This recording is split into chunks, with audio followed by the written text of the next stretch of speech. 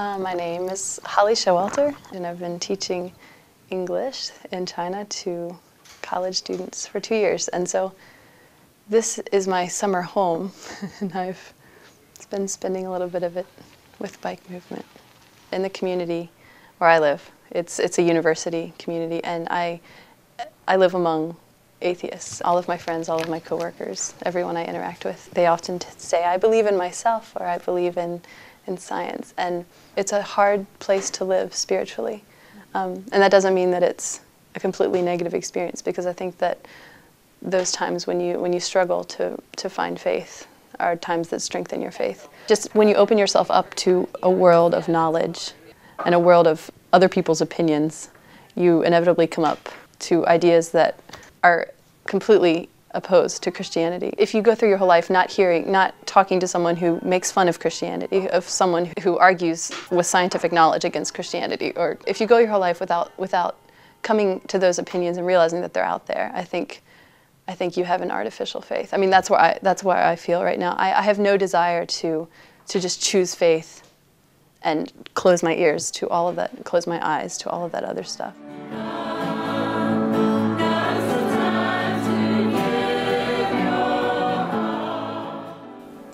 I think just being isolated.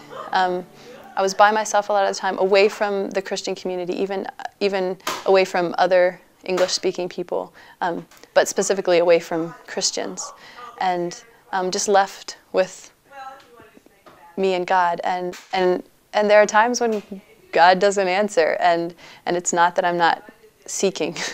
And so there were a few months when I would say I chose to stop trying as much, and I think I started valuing learning a lot, and I think knowledge is something that is very tempting to put as a high goal. So there are these months of being influenced by the university setting around me, where people were just doing everything they could to improve their own knowledge, and I got caught up in that, and I was doing great from the outside. I was just really oriented on studying Chinese, and I really truly believe that I started to experience what it was like to live a life without God, like to have no hope and no purpose. And I really truly started to feel that the emptiness of a life without that focus. For me to have experienced a little bit of what I feel was something like life without Christ has been really valuable for me, and so I wouldn't trade like the really hard questioning. I wouldn't back down from I'm going to continue to go out and talk to people that I think may disagree with Christianity and who are going to push me to back up what I believe. And I think when we do encounter those other beliefs, we learn to decide what we really believe, and there is a process of questioning what you knew before, but when you come back stronger.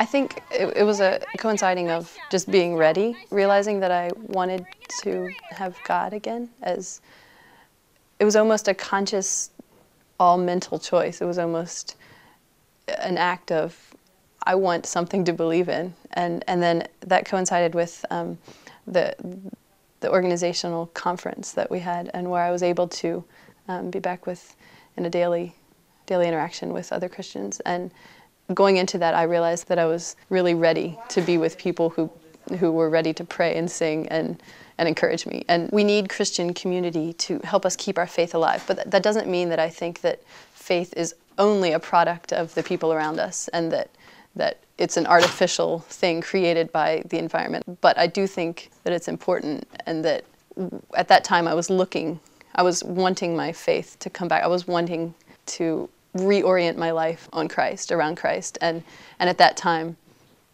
I was very, very eager to be with other Christians, and I think that doesn't cheapen the faith that I found then, and the new energy I had to live as a Christian and to learn about Christ. But it's very essential. It's very important to have that. Yeah.